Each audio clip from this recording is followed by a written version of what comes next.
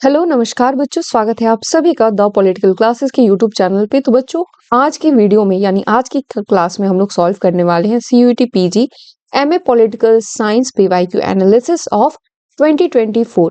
बच्चों, ये आपका जो एग्जाम था वो आपका हुआ था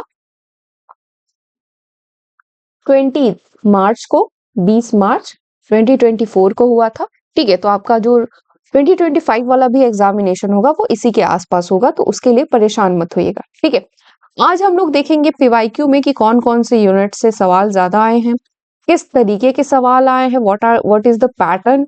तो इसलिए आप लोग इस पूरे वीडियो को देखिएगा, साथ ही साथ हम इसमें आंसर्स भी सभी बताएंगे आपको।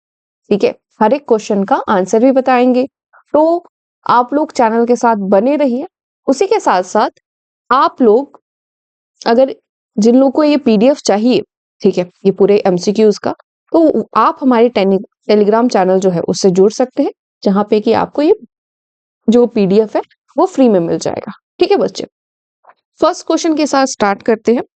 वो है, भारतीय राजनीति में किसका शासन लोकप्रिय रूप से एक दल प्रधान प्रणाली में के रूप में जाना जाता है? Indira Gandhi, Manmohan Singh, Jawaharlal Nehru, Atal Bihari Vajpayee. Indian politics is popularly known as one party dominance system. ठीक है, तो बच्चों जब मैंने आप लोग को पढ़ाया भी है, ठीक है, इंदिरा गांधी के रेजिम में तो भाई 2 बार उनकी सरकार गिरते गिरते, मतलब बहुत ही कम उनको बहुमत मिला था। मनमोहन सिंह के जी के टाइम पीरियड में भी नहीं, अटल बिहारी वाजपेयी जी के टाइम पे बिल्कुल भी नहीं। तो ये है आपका, इसका आंसर हो जाएगा जेएल नेहरू, यानी कि जवाहरलाल नेहरू जी के टाइम पीरियड पे ये जो चीज हुई थी। ठीक है, ध्यान रखिएगा। देन नेक्स्ट देखिए, Latin America provides the best instant of tech monocratic culture.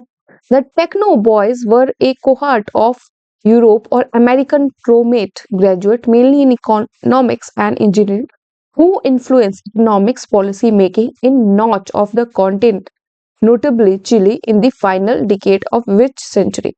तो यहाँ पे लैटिन अमेरिका के बारे में बात हो रही है कि किस टाइम पे वहां पे जो एक टेक्नोलॉजी जो चीज थी वो कब बढ़ी, किस टाइम पे बढ़ी। ठीक है, वो आपसे पूरा रूपरेखा जानना चाहता है। ठीक है बच्चे, तो अगर हम देखेंगे तो यूरोप के जितने भी देश थे या लैटिन अमेरिका का जो मेन देश था, वहां पे अगर आप देखोगे तो अमेरिका का जो प्रभाव था वो बहुत धीरे धीरे धीरे धीरे पहुंचा था। ठीक है, और आप अगर देखोगे कि टेक्नोलॉजी कितनी अच्छे तरीके से डेवलप हुई है, आप भारत में देखो, अगर 1970 में आप देखोगे तो कंप्यूटर आ चुका था, पर भारत में आते आते बहुत एक लंबा टाइम पीरियड लगा। ठीक है, तो इसका आंसर हो जाएगा बच्चे 20th सेंचुरी। 19, भाई जाहिर सी बात है, ये कॉमन सेंस वाला क्वेश्चन है। 18 एंड 19 सेंचुरी में कहाँ से टेक्नोलॉजी उतनी डेवलप हुई थी? 18 सेंचुरी में भी नहीं हुई थी, 19 सेंचुरी में भी तो नहीं हुई थी, 20th सेंचुरी में हुई थी। ठीक है, तो आप 20वीं सदी को ही मारोगे, मतलब ये इतना कॉमन सेंस वाला आपका है, लिटरली बहुत ही इजी आपका क्वेश्चन है। मतलब यहाँ पे इसमें अगर मार्क्स नहीं आएगा तो किस में आएगा? ठीक है, आपसे सीधा पूछ रहा है कि जिन्होंने किस शताब्दी के अंतिम दशकों में निरंतर विशेष रूप से चिली में आर्थिक नीति निर्माण को प्रभावित किया, वही पूछ रहा है ना। तो आपका, और नीचे सेंचुरी दी है तो आप 20th सेंचुरी लगाओगे। Then which of the following committee recommended for Panchayati Raj system in India? निम्नलिखित में से किस समिति ने भारत में पंचायती राज व्यवस्था के लिए सिफारिश की है? सरकारिया समिति, Balwant Rai committee, Singhvi committee, administrative reform committee. तो कौन सी कमेटी ने पंचायती राज व्यवस्था के बारे में बात की है? तो आपका यहाँ पे हो जाएगा बच्चे बलवंत राय कमेटी जो है वो। ठीक है, ध्यान रखिएगा बच्चे, बार बार आप लोगों से पूछा जाता है, ये सवाल आता भी है और काफी लोगों को क्या होता है, कंफ्यूजन हो जाता है, तो उससे आप लोग बच के रहिएगा। ठीक है, जितनी भी पंचायती राज से जुड़ी हुई जितनी भी कमिटीज हैं, भाई याद कर लीजिएगा, मैच द फॉलोइंग में आ सकता है। जितने भी कॉन्स्टिट्यूशनल अमेंडमेंट हुए हैं वो भी ध्यान रखिएगा। नेक्स्ट क्वेश्चन देखिए, who among the following thinker wrote sexual politics?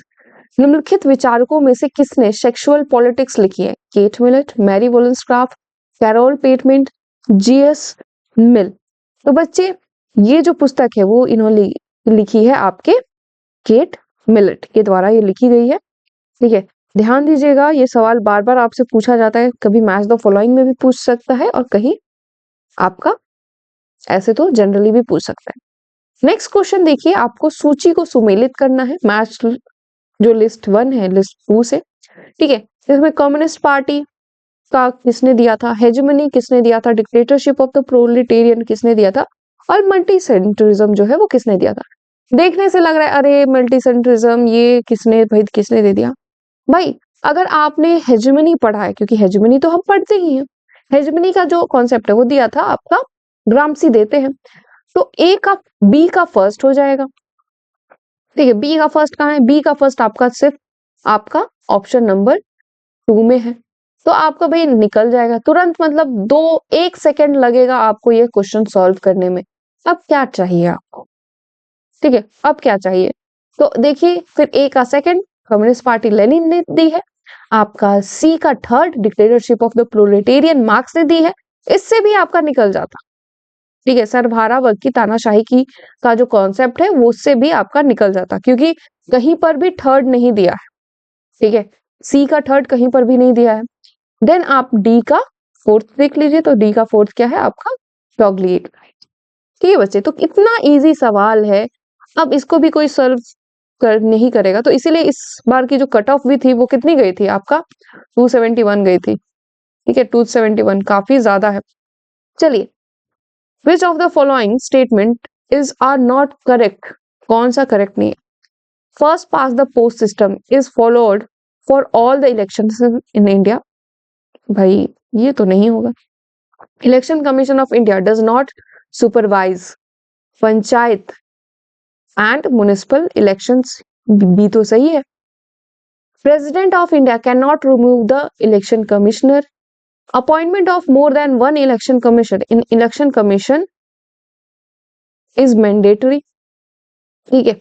चुनाव आयोग में से एक से अधिक चुनाव आयुक्त की नियुक्ति अनिवार्य है, ये कहा गया है, ठीक है बच्चे। तो इसका अगर हम आंसर देखें बच्चा, तो इसका आंसर हो जाएगा ए एंड सी, यानी कि इसका आंसर फर्स्ट होगा, क्योंकि यहाँ पे first past the post system के अलावा भी क्या कहते हैं आनुपातिक प्रतिनिधित्व की जो प्रणाली है, प्रोपोर्शनेट रिप्रेजेंटेटेड की जो रिप्रेजेंटेशन की जो प्रणाली है, उसका भी जो इस्तेमाल है इलेक्शंस इन इंडिया के लिए किया जाता है, जिसमें कि आपका प्रेसिडेंट के इलेक्शंस उसी के थ्रू होते हैं। Then president of India can not remove the election commissioner, वो जरूर कर सकते हैं, जब अपॉइंट करने का है तो उनको हटाने का भी उनके पास है, ठीक है। नेक्स्ट देखिए, TH Marshall divide citizenship into 3 parts, what are these. TH Marshall नागरिकता को 3 हिस्सों में बांटते हैं, वो क्या है, civil and political, economic political and cultural, civil political and social, social human and cultural. तो बच्चे इसका आंसर हो जाएगा सिविल पॉलिटिकल एंड सोशल, ठीक है बच्चे। ध्यान दीजिएगा बच्चे, टीएच मार्शल से इनकी बुक को लेके, इनके सिटीजनशिप की थ्योरी को लेके, चाहे स्टेटमेंट वाइज क्वेश्चन, ये सभी आपको मिल ही जाता है। नेक्स्ट देखिए, who among the following political thinkers was the author of the precepts of Jesus the guide to peace and happiness। तो ये आपके ऑप्शन है Ram Mohan Roy, M K Gandhi, B R Ambedkar, V D Savarkar. अब यहाँ पे ध्यान दीजिए, सभी थिंकर्स जो है वो इंडियन पॉलिटिकल थिंकर से ही उठाए गए हैं। तो आप सोचिए, एम के गांधी लिखेंगे, बी आर अम्बेडकर लिखेंगे, वी डी सावरकर क्यों लिखेंगे, ठीक है, जीसस से रिलेटेड जो बुक है वो क्यों ही लिखेंगे, एम के गांधी भी नहीं लिखेंगे। तो इसका आंसर हो जाएगा राजा राम मोहन रॉय, जो कि बिल्कुल भी किसी को नहीं लगेगा, बट राजा राम मोहन रॉय बात करते थे आपका यूनिवर्सलिज्म के बारे में। वो कहते थे कि सभी ईश्वर तो एक ही बात कह रहे हैं, सभी ईश्वर तो सभी धर्म एक ही बात कह रहे हैं, तो हम धर्म के आडंबर में फंसे क्यों, तो इसलिए। नेक्स्ट क्वेश्चन देखिए, chronologically arrange the tenure of following president, ठीक है, जितने भी प्रेसिडेंट है उसको आपको लगाना है। नीलम संजीव रेड्डी, आपका doctor Zakir Hussain, doctor APJ Abdul Kalam, Pranab Mukherjee. Choose the correct answer for the from the following options given below, ठीक है बच्चे। तो बच्चे इसका आंसर हो जाएगा आपका, सबसे पहले बनते हैं आपके जाकिर हुसैन, ठीक है, या फिर अगर आप पीछे से भी लगाइए, प्रणब मुखर्जी फोर्थ पे आएंगे। एपीजे अब्दुल कलाम जो होगा वो आपका थर्ड पे आ जाएंगे। तो सी आपका डी और सी और डी होना चाहिए, ठीक है, सी एंड डी होना चाहिए। तो सी एंड डी इसको तो कट कर दो, थर्ड ऑप्शन नहीं होगा, फोर्थ ऑप्शन भी नहीं होगा, ठीक है। आपके पास बचे दो ऑप्शन, ठीक है। अब नीलम संजीव रेड्डी कब बने थे ये भी आपको जानना होगा, ठीक है। तो सबसे पहले आपके doctor Zakir Hussain and then उसके बाद नीलम संजीव रेड्डी बनते हैं। तो भाई इतना तो आपको आना ही चाहिए। चलिए बच्चे नेक्स्ट क्वेश्चन देखते हैं। Chronologically arrange the events related to the history of United Nations. कालानुक्रमित रूप से संयुक्त राष्ट्र के इतिहास से संबंधित घटनाओं की व्यवस्था कीजिए। UN Charter approved in San Francisco by 50 states. First UN peacekeeping force sent to Suez Canal. Reglai appointed Secretary General. UNDP was established.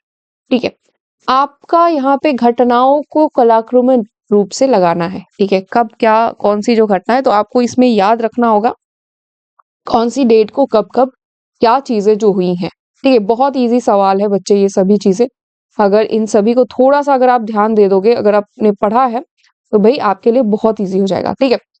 UN charter approved in San Francisco by 50 state. तो भाई ध्यान दो, आज के time पे 193 members हैं, ये तो 50 स्टेट्स जो है वो स्टार्टिंग में सबसे पहले में होंगे।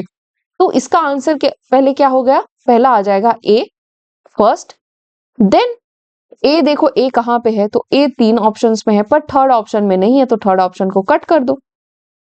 देन उसके बाद देखो आपका यूएनडीपी वाज स्टैब्लिश, आप जानते हो डेवलपमेंट की बात करते हैं, तो सेकंड ये आ जाएगा। Then UN peacekeeping force sent to Suez Canal, तो आपका थर्ड ये हो जाएगा। एंड फ्रैगली अपॉइंटेड एज सेक्रेटरी जनरल, ये आपके फोर्थ हो जाएंगे, ठीक है बच्चों। तो ये है आपका इसका आंसर, ठीक है। आज हम लोगों ने 10 क्वेश्चन सॉल्व किए हैं बच्चे।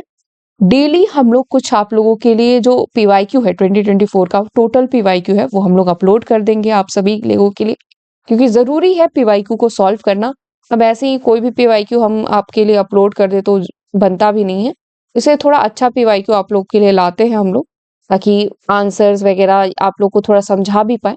तो इसीलिए थोड़ा टाइम लग जाता है आप लोग को, सीयूटी पीजी वाले बच्चों को, तो आप लोग थोड़ा ध्यान दीजिएगा। तो कल हम लोग फिर से इसको सॉल्व करेंगे, तब तक के लिए अपना ख्याल रखिए। कल आप लोग क्लास में जरूर आइएगा, हमारी क्लास रेगुलरली रोज रात के 9 बजे होती है। तो चैनल को लाइक शेयर एंड सब्सक्राइब जरूर कर दीजिएगा, बेल आइकन को प्रेस कर दीजिएगा, ताकि आपके पास तक ये जो आपका जितने भी हमारे वीडियो के अपडेट्स हैं वो सभी आपके पास पहुंच जाए। ऐसा कोई टॉपिक हो जिस पे आप चाहते हो कि वीडियो बने तो जरूर कमेंट कीजिए। Thank you so much and all the best.